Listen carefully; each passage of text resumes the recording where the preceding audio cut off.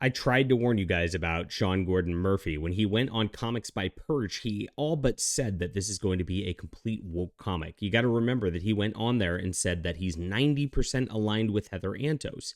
He went further as he kind of just meandered about this Zorro comic and said, "Hey, it's not woke. It just happens to have have a lead that's a girl with a lesbian, right?" And that's exactly what he did. And so we knew this was going to happen when the actual book came out. Of course, I covered the other day about the travesty that occurred that the Kickstarter backers are actually getting their books well after it's going into comic shops. Sean Gordon Murphy's double dipping and, of course, trying to get these into comic shops, get that sales not cannibalized, actually ask the Kickstarter backers to buy it before they get their own books. It's kind of crazy to see on the business angle, but it's even worse once you get into the woke content of this book. And I'm going to, of course, show you exactly what's inside and talk about this because it's crazy. What they did to Zorro is terrible. This is one of the worst woke comics I've ever seen in my history of doing this. This makes Mags Visaggio's stuff look just like normal. Crazy. But that's what they try to do. They want you to say that like stuff that's woke isn't woke. They want to, of course, move that bar. Of course, it's called the Overton window to make it further and further left to the point that you just accept this stuff all the time. And now, of course, you're supposed to accept that a female replacement character is totally okay to star in a Zorro book. I mean, they did it with Captain Picard, right? I mean, with Star Trek, they made a Picard show and it was all about space lesbians running around. And it really wasn't about Picard as he fumbled around. This is very much the same thing. And we'll get into that in just a moment. My name is John Delarose. I'm a #1 best-selling author and award-winning comic creator. I'm making a book called All Eyes on Ashley. And All Eyes on Ashley actually features a male lead. Yes, it's got Ashley on the cover and got Ashley as a name, but it's because this guy's eyes are on her.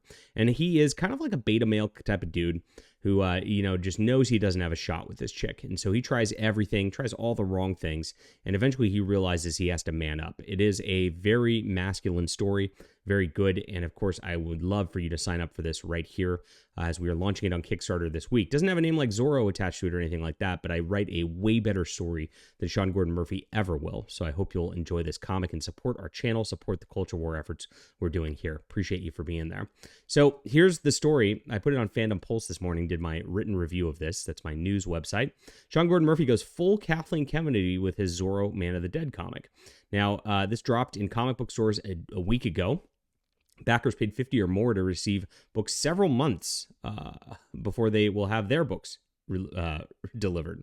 Crazy. The crowdfunding faux pas of putting the retail version on sale before backers receive their goods is one thing, but the Kickstarter campaign was also a massive bait and switch for woke, put a chick in it and make it lame and gay Kathleen Kennedy style content, which is par for the course of the dying comic book industry over the last several years.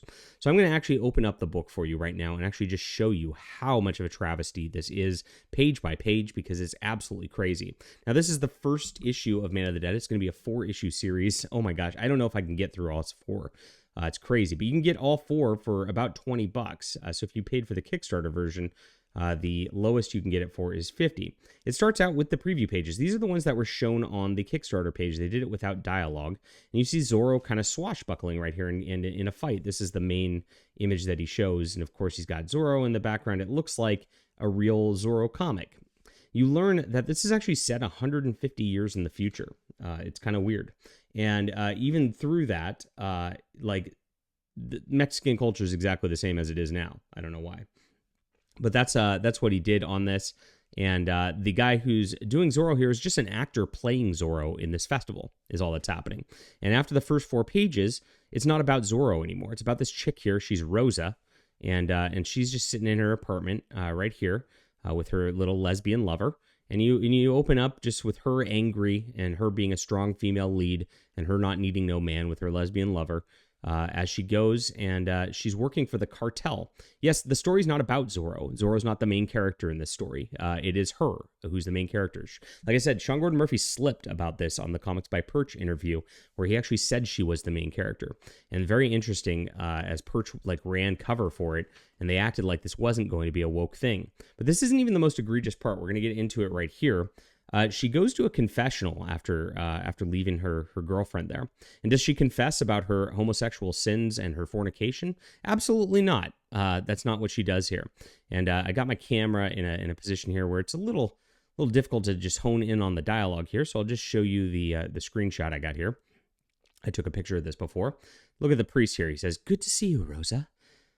And after she rambles about Esperanza, her quote roommate, she asks, she's sad about Esperanza not forgiving her for what she does for a living.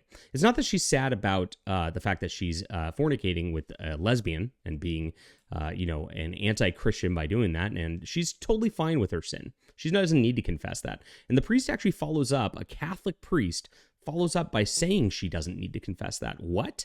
This doesn't make any sense whatsoever. It's like Sean Gordon Murphy didn't care about having a Catholic priest make sense whatsoever, having a Catholic priest be represented correctly whatsoever. He just decided to insert his message about it's totally okay to be gay in this culture that makes absolutely no sense here. So as you can see, good to see you, Rosa. And you don't have to keep calling Esperanza your roommate. So she says, I didn't think the church would be accepting, but she wasn't going to confess it. Remember, she's in a confessional, and she's sad that her girlfriend won't forgive her for her, quote, other sins of just working for the cartel. Wait a minute, isn't that something to work out with her? You're trying to confess your sins before God. So if you're aiding and abetting the cartel and killing people, it's pretty sinful. If you're fornicating with Esperanza, that's sinful. You confess that to the priest, and the priest goes, okay, we're going to pray, and we're going to, of course, ask God to forgive your sins. And you're going to say some extra prayers, maybe some Hail Marys and Our Father. And, this is a good confession. You did the right thing here by confessing your sins. But no, this father does not even view this as a sin. Here it is.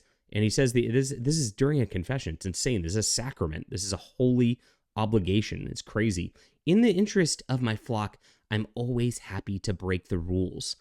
That's not how confession works. That's not how the priesthood works. That's not how Catholicism works. You have rules. You're supposed to follow them. We all sin and fall short of the glory of God. If that was the message here, that'd be one thing. But Sean Gordon Murphy's just saying, that's not really a sin.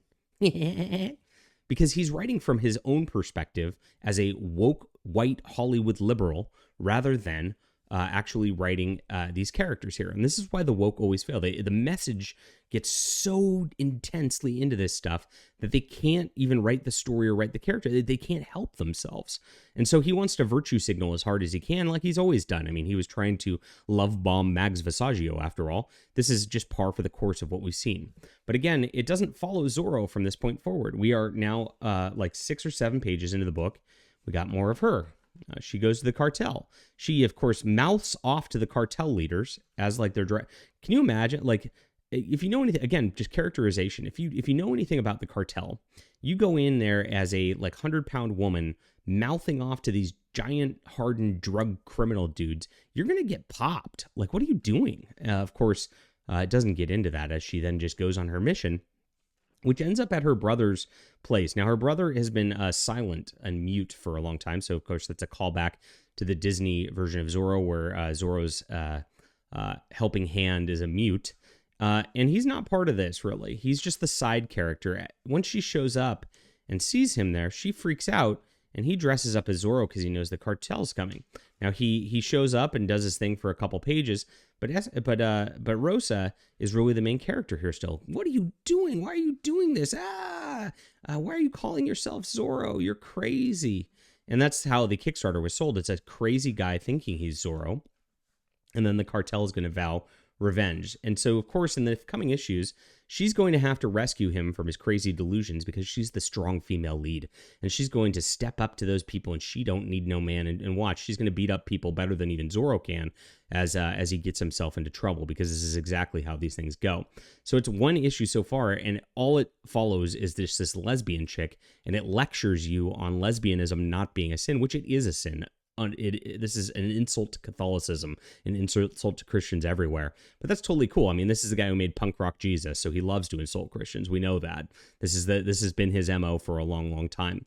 But I told you guys this was going to happen. $300,000 into this campaign, and of course, the campaign didn't mention any of this. If you look at the campaign page, it literally just had the first couple of pages, which was just an actor playing Zorro. These were the 2 preview images, and wasn't even a character that is past the first 5 pages of the book. That's absolutely crazy. It's called false advertising, and it's disgusting. Leave a comment down below with what you think about this, guys. Wow. Hit the like and subscribe button. And of course, make sure to sign up for All Eyes on Ashley. There's not going to be a false advertising on this. You're going to get a good story, and you're going to enjoy it. And of course, it's going to be good stuff without the wokeism. I really appreciate you for being there. Thanks.